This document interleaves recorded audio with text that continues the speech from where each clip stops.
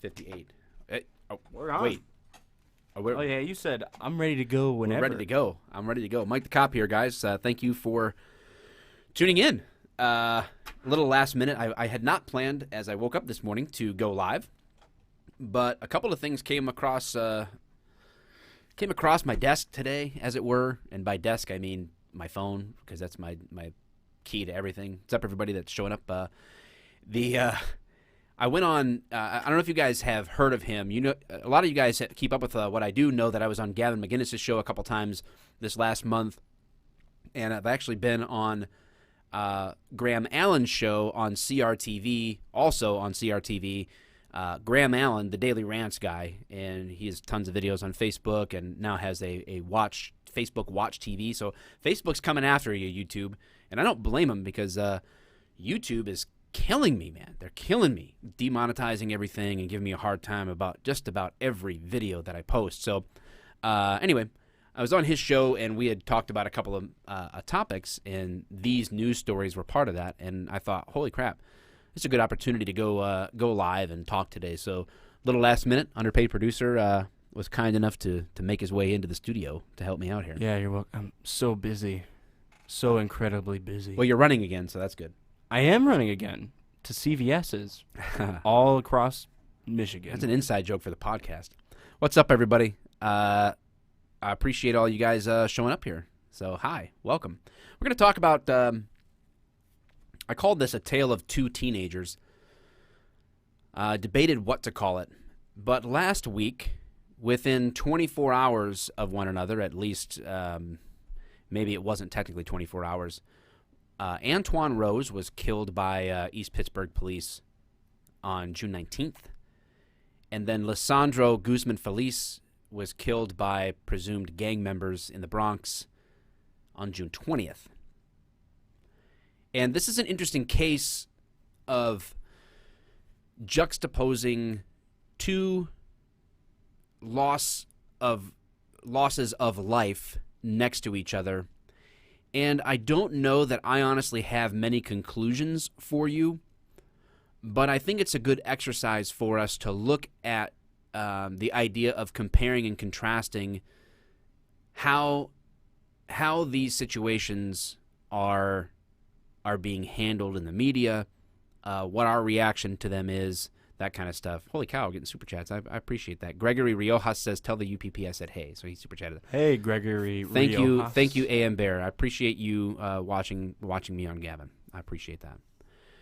So I don't know. I would say by a show of hands, tell me who's familiar with these different cases. But let's just start. I'm going to start with chronological. We have Antoine Rose, 17-year-old male. And here's what we know, okay, factually.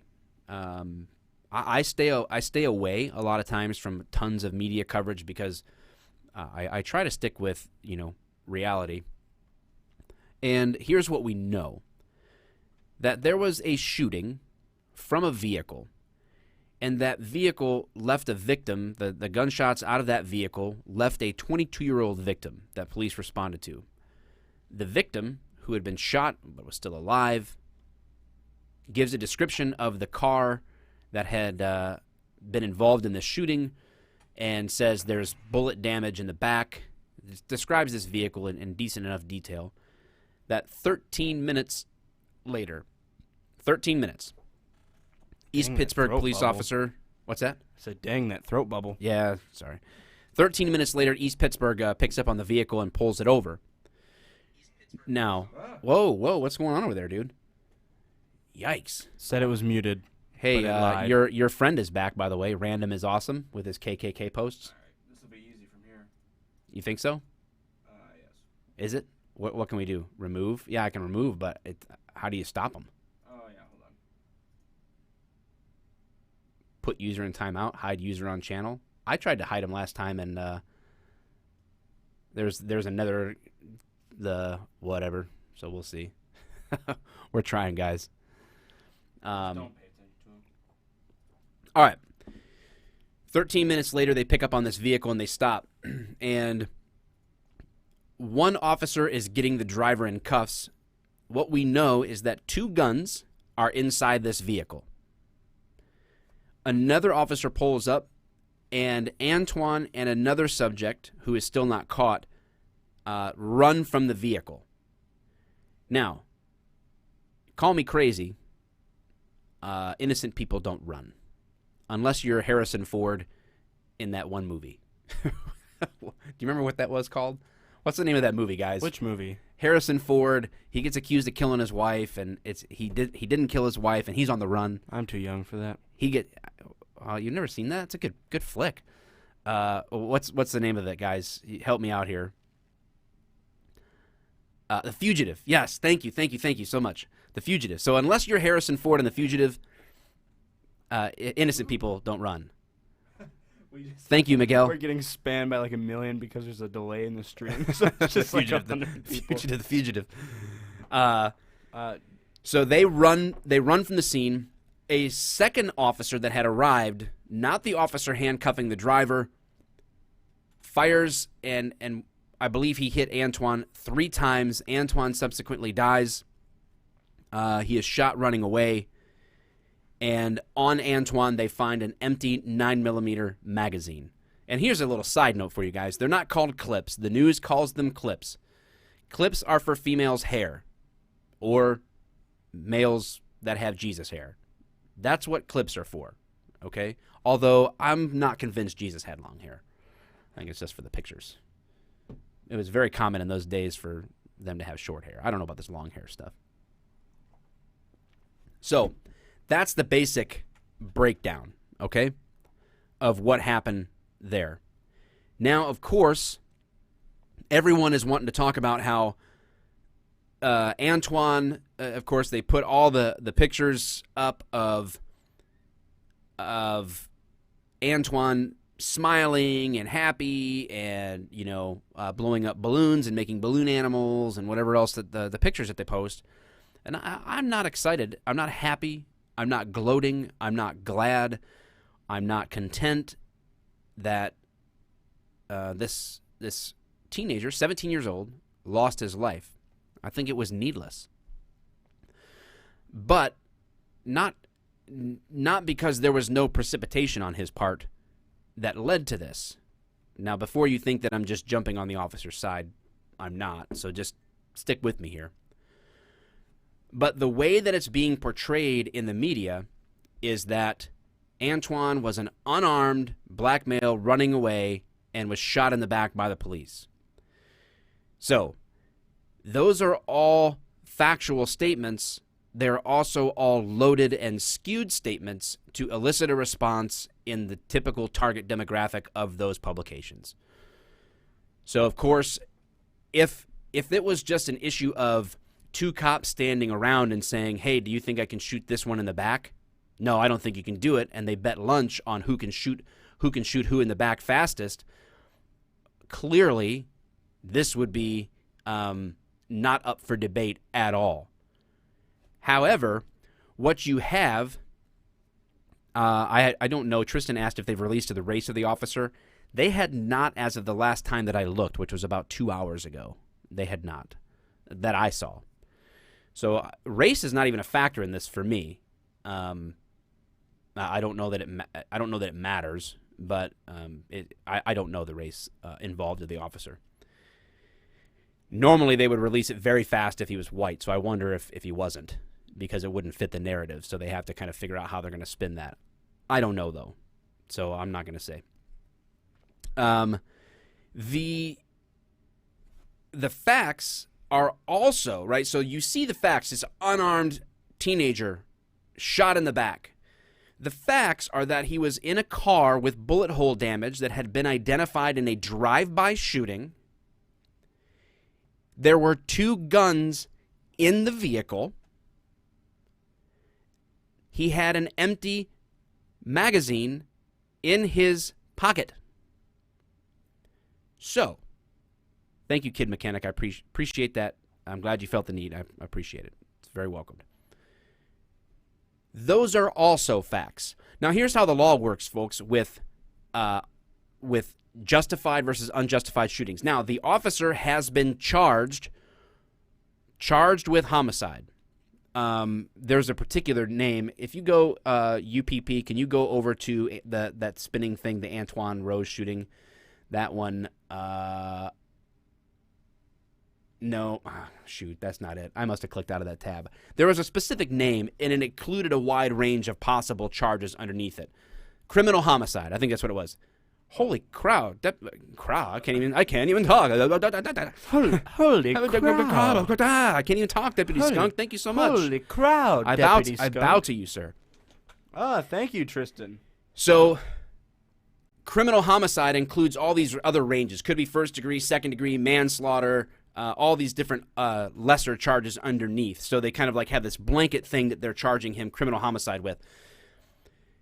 Now, let me explain to you two things. Now, Donut does a good job of always explaining Tennessee versus Garner. Tennessee versus Garner is a Supreme Court case, and it is the overarching guide to deadly force of a fleeing felon, okay?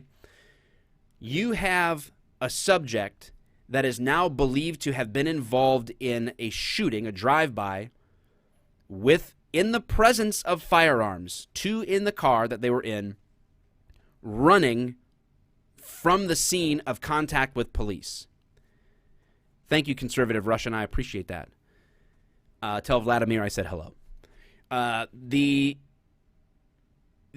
standard now for that is if the officers believe that there is imminent danger of life to other people around, other officers, other citizens, you can use force up to and including deadly force on a fleeing felon.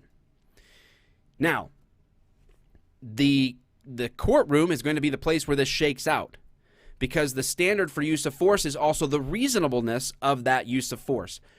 We don't have body cam. We don't have dash cam. We have cell phone footage that I'm not going to show that someone caught a part of, and you hear the gunshots and you see through like the screen a little bit of what's going on. We have what? $9 super chat. Thank you, atheist officer. We have only some raw facts to go on. And the way this is going to shake out in court is the reasonableness of someone in that officer's position for that use of force. Now, he's been formally charged with criminal homicide. Where that goes, the court is going to decide. Was this justified or not? The answer simply is, I don't know. I don't have a side on this. I can't take a side on this. But what I'm encouraging you to do as people who are receiving information from different outlets, take your time. That's what I'm encouraging us to do. Take your time and let those facts be played out. We can't try someone in the court of public opinion. We might feel like that feels good or we've accomplished something, but we haven't, because we're undermining the system in place that is very effective at letting the facts be brought to bear in a situation. I was not there. I am not. When you shoot someone in the back, that is a big deal. It is a huge, huge deal, especially if they had not actively threatened you. Now, do you know what the context of any conversation was between any officers and the occupants of that vehicle in the presence of two guns? I do not. You do not. And therefore, for us to make a decision right now based on what we see about whether or not this was justified or unjustified is premature. We just don't know. What we know are facts.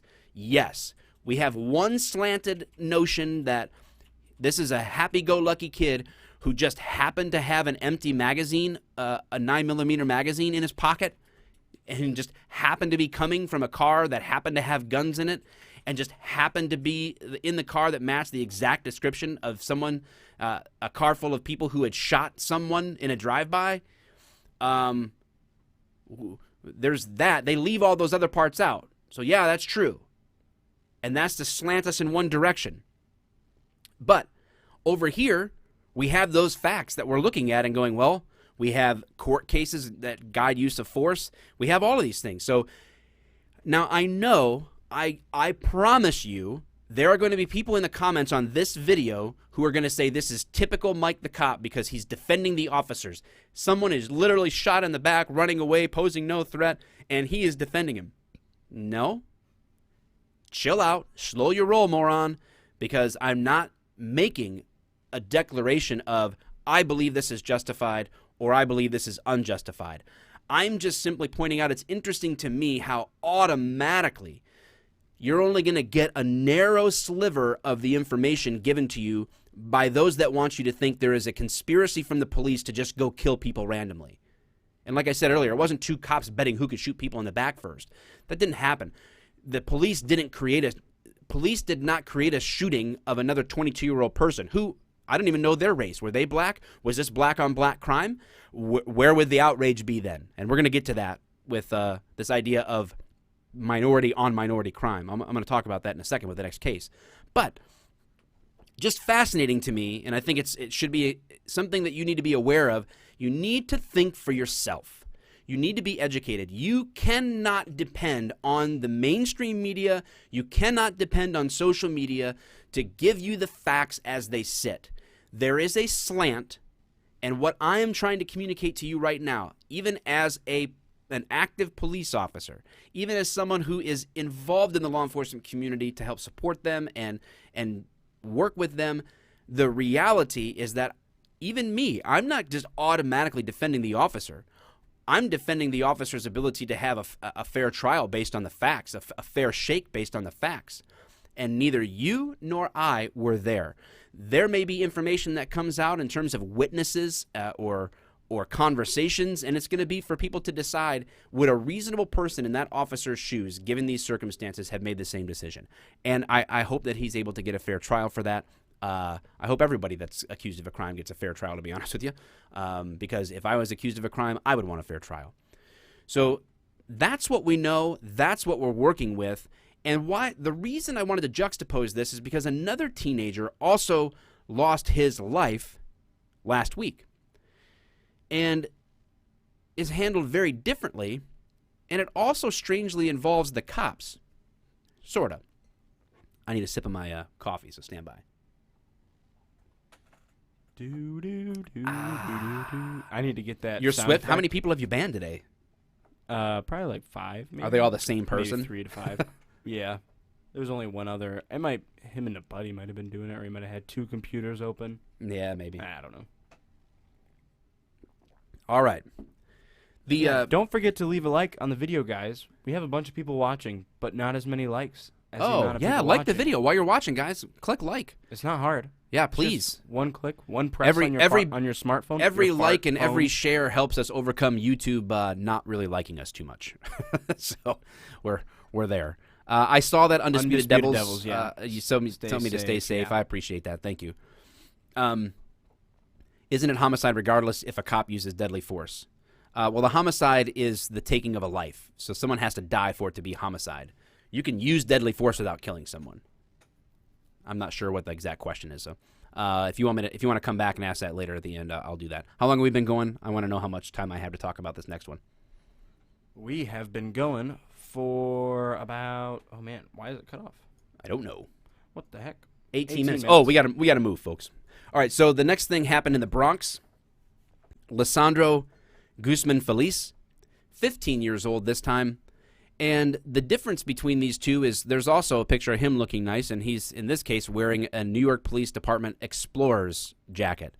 Part of the Explorers, the Police Explorers is a program. I'm actually going to be highlighting them in a video coming up this month for ages 14 to 20 who are interested in becoming law enforcement officers. It's sort of like a practice run. They learn about law enforcement. They get to do ride-alongs. They get to train in advance, some like stuff that you would learn in the academy, and build that little sense of camaraderie and challenging them physically, mentally, and just helping prepare them for a career in law enforcement. They're exploring that career. So really cool deal. There's a lot of good things that can come from the Explorer programs if they're run well. So we're going to talk about that later. But that's what he was doing. He wanted to be a cop, and apparently he went down to the bodega, little convenience type store in the Bronx, and he was supposed to be meeting a friend to give him $5. And an alleged group of group of people from a gang pull him. He tried to hide, but they pulled him out and they stabbed him to death and beat him to death. I believe there's video of this too. Not interested in showing it. And this time, where is the same outrage? It's there. People are sad. People are making memorial shirts as well, but they're not protesting the gangs. Someone said in the comments, in East Pittsburgh, there's protests against the police. And that's what you see a lot of times in these shootings that are disputed in the public square rather than in court. People get a sliver of the information, have no experience in law enforcement, and then think that they understand everything. They protest. And they call for reform, and there's riots, there's looting, there's uprising, there's Al Sharptons, there's all this stuff. And then you go into the Bronx, and a 15-year-old kid is mistaken for someone who had done something sexually, made a video or something with another gang member's sister, and they were going to seek retribution for some reason because they didn't like it, and they think it's him, and it's not. He had nothing to do with this, and he's drug out and beaten and killed. And New York City has made some arrests in that, and I hope that they also get their day in court, and I hope that justice finds them. But the difference to me when you juxtapose these is where this happens all too often.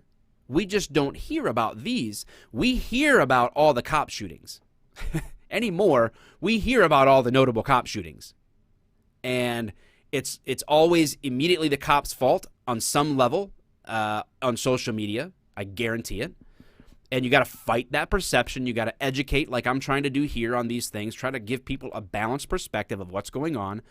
Cops have an amazingly difficult job, and I'm going to talk about this tomorrow on a live stream about there's even a motion in California to change the use of force from reasonable to necessary. And I'm going to talk about why that's a terrible, terrible, terrible idea. Because police are under a lot of scrutiny and a constant watchful eye as it is. But we don't see the same level of outrage and protest. Antoine Rose's life was no more valuable than Lesandro Guzman-Feliz's life. These are two human beings, two teenagers with their life in front of them, two minorities, but very different responses when it comes to the shootings involved or the deaths involved. And again, I'm not here to pit one against the other. This is more like a compare and contrast and observe how the information is presented to us, because the crime, the minority on minority crime in many places is off the charts. Off the charts violent. Yet, where is the outcry for all of the reform to make that any better? Where is the outcry to change that situation in those neighborhoods? Because that is a far worse issue. Now, some people are going to say, well, you're just comparing these and deflecting from the Antoine Rose shooting. No, I'm not. What I'm saying, Soul Finder Gaming, hold on to that comment there. I'm going to come back to it. I'm not deflecting at all. What I'm trying to do is show you this. If there is a problem, when you go to a hospital, they would have like a triage. And if there's an incident where, let's say that there's a bus accident, and this is off the top of my head, so follow me here. Let's say that there is a bus accident on the expressway. There's going to be a wide range of injuries that may take place. You may have someone that literally has a knot on their head, someone that has a cut on their arm.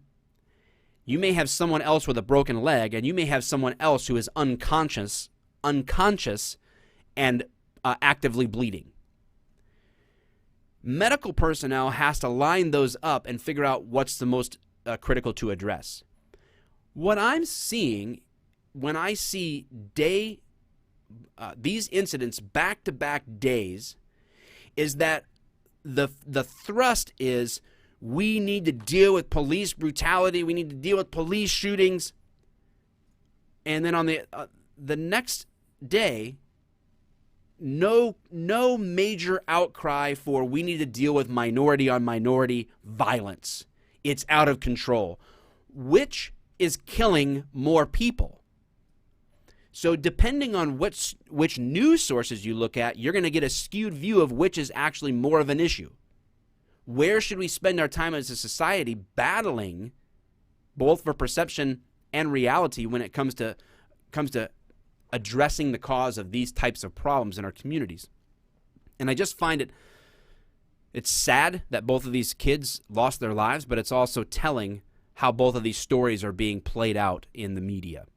And it just felt like I wanted to put that out there and encourage all of us to think about these things. Not just be consumers, but to be thinkers about the news and information that's coming in front of us. At the end of the day, this story about these tale of two teenagers, that's what it's about, is an encouragement to think for yourself and an encouragement to patiently seek the truth and not to be buying into identity politics, not to be buying into identity anything, not politics or practice. Think for yourself and seek solutions to this. Seek ways to contribute to solutions rather than just to feign outrage and never actually really address the problem. Are there problems in law enforcement that need to be addressed? Yes. I mean, what industry or what career are there not issues that need to be addressed or areas where there can be improvement? But when you compare that to what else is going on in the world, there's a lot of ways that those things pale in comparison, statistically and practically. And we need to be able to think for ourselves and address solutions to problems based on real information, not the pushed perceived narratives that we're supposed to swallow because someone says so. All right. I guess that's it. I really didn't have an outline of what I needed to say. That was really off the cuff, just from my mind, from my head and heart. And so it is what it is. And I'm sure that people will find flaws with what I say. And that's okay. I'm used to it. All right. What was the gamer's comment? We go Soul Finder Gaming. What did the cop know at the time of shooting? Innocent until proven guilty. When was the guns in the car discovered? He wasn't waving a gun or fighting back. He was running. So I don't know the answers to those questions, and I don't think anybody does in the public right now. Maybe some of the investigators do. Maybe they know some of those answers, and they're getting statements from people, and they're going to put this all together and piece it together as best as they can, I think. So I don't know the answer to those questions, which is why I'm not saying, hey, this officer definitely did the right thing. I don't know. I'm not in his situation. And that's how use of force is decided, is the reasonableness of someone in the officer's position with the information the officer had at the time. All right, guys, any other last questions? We've been going 28 minutes. I will give it 5-ish minutes of answering any questions. If anybody pops up there, I'll be happy to try to answer those questions before we call it a day. And I will be live streaming again tomorrow. I haven't figured out what time yet, though. That's still to be determined. I will put that on my community page late tonight. So look for that on YouTube. Make sure you subscribe, hit the notification bell, and I'll put that information on my community page when I'll be going live as well.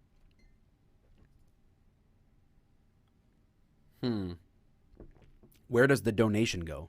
I'm not sure what donation you're talking about. I miss Dave too. Have been a couple weeks since I've seen him. No, there are no body cams. Body cams aren't as popular as everybody thinks they are. A lot of departments cannot afford them. Appreciate that, Wild. And you have to think about body cams. They have to store all the footage and upload it to a server. Body cams are extremely expensive. It becomes like a multi-million-dollar thing. My former department looked into getting body cams, and it required not only the cost of getting the cameras, tens of thousands in other equipment to store all the data, as well as 2 full-time employees to manage all of the data and all of the requests that we would get from FOIA. So it became literally financially impossible to move forward on body cams. Thank you, Got Your Back 1212. I try to be reasonable. I am perceived very often as unreasonable, but that's okay. The truth is the truth, no matter whether I say it or whether I screw it up. That's what I know. Quick question. This will be what I answer here. Patrick says, quick question. I'm curious with your knowledge base and passion for what you do. Have you thought about going into SWAT, Special Forces? Howdy from Canada. Well, I don't know how it works in Canada. SWAT is something that I would have to try out for and get on the team. And some departments have their own in-house. Some do mutual aid, and they have a team that they pull together. I've never really been interested in SWAT just because I like to be off work and not on call. So that's really what it comes down to. When I work, I want to work, and when I'm not working, I don't want to work. So SWAT guys are obviously on call a lot. Are you serious right now? Trinoculus, are you serious? Is that a legit donation? Did you mean to do 20 or did you mean to do 200 Trinoculus? Because, I mean, I appreciate it sincerely, but I don't want you. Holy cow. I know sometimes people have accidentally added a zero. Oh, what the heck, man? Guys, thank you so much. Your help. Holy you don't know how much that means to me. I'm going to get paid more than just a free meal this time. Yeah, I mean, I messed up. So I thought so. So Trinoculus, I don't know how to fix that. I don't know how to fix that. I think you can email Google or whatever it is, YouTube, and get it squared away. If they need me to be okay with that, I'm okay with that. Someone had meant to donate 40 before and did 400, and they got that back. I know that. So overpaid producer. Michael Fabian's like, he meant 20, man. Come on. Yeah, I know. I know. I'm acknowledging that, Michael. Yeah, you can contact Google and whatever. $20 is still a lot of money. $20 is still any amount of money. Any amount is a lot of money. Listen, we have people who have given like a buck or less. I appreciate every bit. Why? Because we have invested our own dollars and time into doing our YouTube channel and other platforms, and YouTube is pretty much decided that it's done paying me as an advertiser. So every video I've posted in the last 2 weeks is limited or no ads. So this when I go live and do a video and I get the super chats, it is sincerely appreciated and it is sincerely helpful. Thank you very much. Did you read this $50 super chat? Well, let me go back up to the first question. Right. What do you think about batons for personal protection? They're great if you know how to use them. Batons are great. I used to carry little baseball bats in my car for the longest time. But you just check your state laws about what you can carry, because I think in Michigan you can't carry a collapsible baton like the police have. I haven't even carried a baton in about 6 years in patrol because it's too much of a liability. They don't want us blowing people's knees out. I don't even carry one. But for personal protection, it could be very, very good. Who is the next super chat after that? UPP. Have you seen these people who call themselves auditors and then go into police lobbies or public? They're very arrogant. Yeah, I've seen the First Amendment auditors, and I'm all about the First Amendment. But most of these people,